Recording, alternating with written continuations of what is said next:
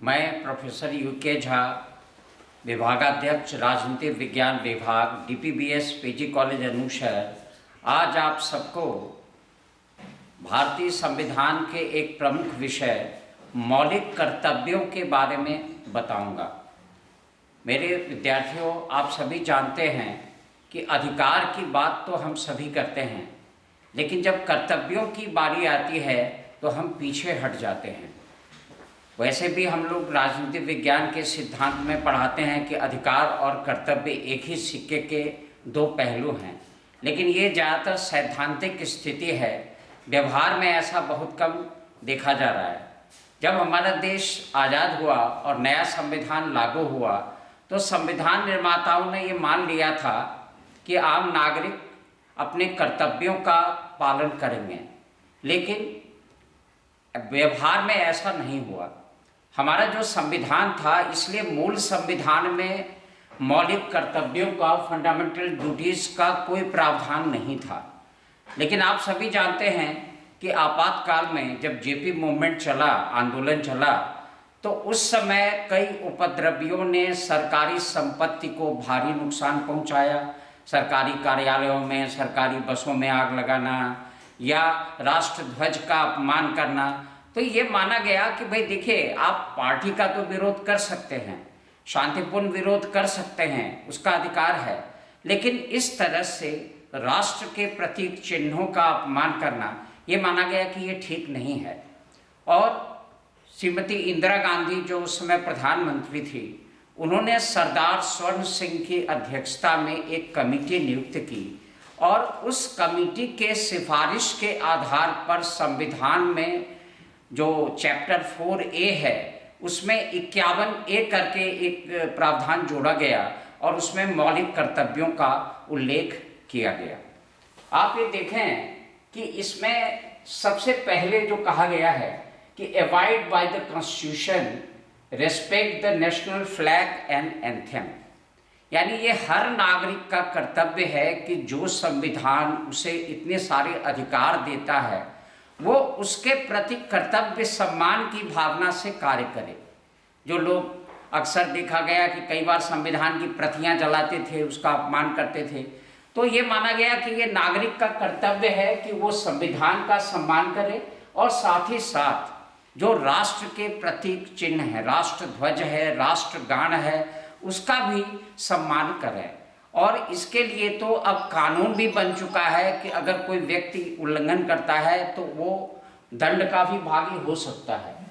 उसके बाद आप देखें कि जो दूसरा प्रावधान है, दूसरा कर्तव्य है, वह है to cherish and follow the national ideas, यानी राष्ट्रीय आंदोलन के जो प्रेरक आदर्श हैं, हर एक नागरिक का ये कर्तव्य है कि वो उन आदर्शों का पालन करे। आप सभी जानते हैं कि हमारे जो फ्रीडम फाइटर्स थे, स्वतंत्रता सेनानी थे, उन्होंने कितने त्याग, बलिदान और समाज और राष्ट्र के लिए बिना किसी स्वार्थ के समर्पण की भावना से कार्य किया। तो ये हर नागरिक का कर्तव्य है कि वो बिना किसी स्वार्थ के समाज और राष्ट्र के प्रति समर्पण की भावना से, त्याग और बलिदान की भावना से कार्य करे, तभी यह राष्ट्र एक मजबूत राष्ट्र बन पाएगा। उसके बाद आप देखें, नेक्स्ट है to protect and uphold the sovereignty, unity and integrity of India, जिसका मतलब होता है कि देश की संप्रभुता, एकता और अखंडता की रक्षा करना। आप सभी जानते हैं कि 1947 से पहले हमारा देश गुलाम था, अंग्रेजों का शासन था, और कितने संघर्षों के बाद हमें आज़ादी मिली थी। तो ये हर नागरिक का ये कर्तव्य है कि देश की संप्रभुता, संप्रभुता का मतलब होता है कि वह सर्वोच्च सत्ता जो किसी अन्य सत्ता के अधीन ना हो, जिसको इतने संघर्षों के बाद प्राप्त किया गया है। तो ये हर नागरिक का कर्तव्य है कि वो देश के संप्रभुता की, आज़ादी की रक्षा करे। और इसके अलावा यह भी देखा गया आज़ादी के बाद से ही, जो देश में कई ऐसी विघटनकारी ताकतें थी जो अलगवादी आंदोलन चला रही थी, देश से अलग होने की बात कर रही थी, तो इसलिए यह प्रावधान किया कि ये हर नागरिक का कर्तव्य है कि वो देश के एकता और अखंडता की रक्षा करे और जो संकीर्णता है उसको दूर करे। इसके बाद आप देखें नेक्स्ट जो ड्यूटी है, टू डिफेंड द कंट्री, देश की रक्षा करना ये हर नागरिक का कर्तव्य है। देखिए हमारे सैनिक लड़ते हैं, लेकिन कई बार युद्ध के समय विशेष सेना में विशेष भर्ती की आवश्यकता पड़ जाती है, सैनिकों की कमी पड़ जाती है।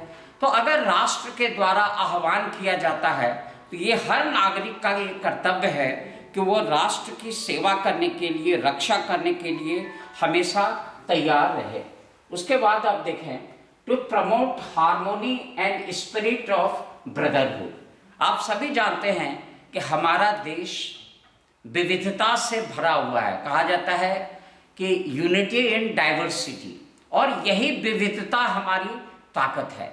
अनेक जाति, अनेक धर्म, अनेक भाषा के लोग एक साथ रहते आए हैं, लेकिन फिर भी कुछ जो निहित स्वार्थ हैं, स्वार्थी तत्व हैं, चाहे वो राजनीति में हो या राजनीति से बाहर हो, वो कभी जाति के नाम पर, कभी धर्म के नाम पर आपस में विद्वेष पैदा करते हैं और देश की एकता और अखंडता को चुनौती देते हैं।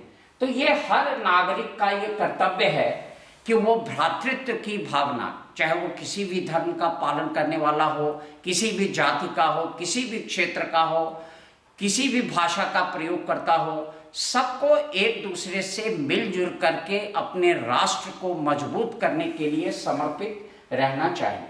उसके बाद आप देखें कि नेक्स्ट जो है to value and preserve the rich heritage. हम लोग भाग्यशाली हैं कि हमारा देश एक अत्यंत प्राचीन देश है और विरासत के रूप में कई संस्कृतियों का यहाँ आगमन हुआ, और जो हमारी प्राचीन हिंदू संस्कृति थी उसने उन अनेक संस्कृतियों से विभिन्न प्रकार की अच्छी बातें हैं उनको सीखने का भी प्रयत्न किया, और इस प्रकार से देश में एक समन्वित संस्कृति, साझा संस्कृति जिसको हम कहते हैं कंपोजिट कल्चर, उसका विकास हुआ। चाहे वो भाषा के क्षेत्र में हो, चाहे वो कला के क्षेत्र में हो, चाहे वो साहित्य के क्षेत्र में हो। तो ये सबका कर्तव्य है कि हमारे देश में जो विरासत के रूप में हमको एक समन्वित संस्कृति मिली है और एक गौरवशाली परंपरा, जो हमारा देश है वो अपने गौरव के लिए, अपनी परंपराओं के लिए जाना जाता है। तो ये हर नागरिक का कर्तव्य है कि वो देश के गौरवशाली परंपराओं की रक्षा करे। इसके बाद आप देखें to protect the natural environment, पर्यावरण, चाहे वो वायु के रूप में हो, चाहे वो जल के रूप में हो, हम सबको प्रभावित करती है। वातावरण जो वायु है, आप जानते हैं हम सांस लेते हैं या हम भोजन करते हैं, जो अनाज पैदा होता है ज़मीन से पैदा होता है। ज़मीन अगर प्रदूषित है तो उससे सबको नुकसान होता है, और आजकल ये एक वैश्विक चुनौती बन चुकी है पर्यावरण का मुद्दा, क्योंकि इतना ज़्यादा प्रदूषण फैल रहा है। तो ये अकेले सरकार नहीं कर सकती, ये हर नागरिक का कर्तव्य है कि पर्यावरण की स्वच्छता को हर हाल में बनाए रखें। ये न केवल उनके व्यक्तिगत हित में, उनके पारिवारिक हित में, उनके सामाजिक हित में, बल्कि संपूर्ण राष्ट्र और वैश्विक हित में भी उचित है। उसके बाद आप देखें to provide to develop the scientific temper and humanism. इसका ये मतलब होता है कि हर नागरिक का ये कर्तव्य है कि वो एक साइंटिफिक टेम्पर, यानी एक ऐसी सोच जो वैज्ञानिक हो। देखिए अक्सर क्या होता है कि कई बार हम लोग अंधविश्वास के चक्कर में इधर उधर भटकते हैं, अपने समय का दुरुपयोग करते हैं। अगर हमारा वैज्ञानिक तरीके से हम किसी चीज़ पर सोचें, तर्क वितर्क करें, तो हम सही दृष्टिकोण को अपना सकते हैं। और ये हर नागरिक का कर्तव्य है कि कोई भी समस्या आती है तो उसके बारे में तर्क वितर्क करके, वैज्ञानिक ढंग से सोच करके उसके निराकरण का प्रयत्न करें। और मानवतावाद क्या है? हमारा देश तो अपनी समृद्ध परंपराओं के लिए प्रसिद्ध है। वसुधैव कुटुंबकम का नारा, यानी हम संपूर्ण विश्व को एक परिवार मानते हैं, संपूर्ण मानव जाति को एक मानते हैं। तो ये जो भारत की सकारात्मक एक परंपरा है, ये हर नागरिक का कर्तव्य है कि उस मानवतावादी सिद्धांत का पालन करें और जो मानवाधिकार की विचारधारा है, यानी हर मनुष्य का जो अधिकार है, चाहे वो बड़ा हो वो छोटा हो, उसकी रक्षा के लिए तत्पर रहें। उसके बाद है to safeguard the public property. आप ये देखिए कि जो अक्सर हम लोग कहते हैं सरकारी संपत्ति किसी की बपौती नहीं है, वो हम आपके जनता के जो टैक्स का पैसा जाता है उसी से सरकारी संपत्ति का निर्माण होता है। लेकिन कई बार ये देखा जाता है कि विरोध करते समय, आंदोलन करते समय लोग सबसे पहले सरकारी संपत्ति को ही नुकसान पहुंचाते हैं।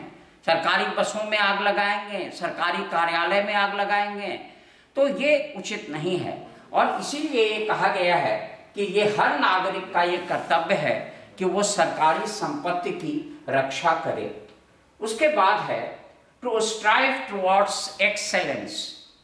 देखिए, राष्ट्र व्यक्तियों से मिलकर के बनता है और जब हर व्यक्ति अपने उत्थान के बारे में, अपने उत्कर्ष के बारे में सोचेगा तभी राष्ट्र का उत्कर्ष होगा। आप कहेंगे कैसे?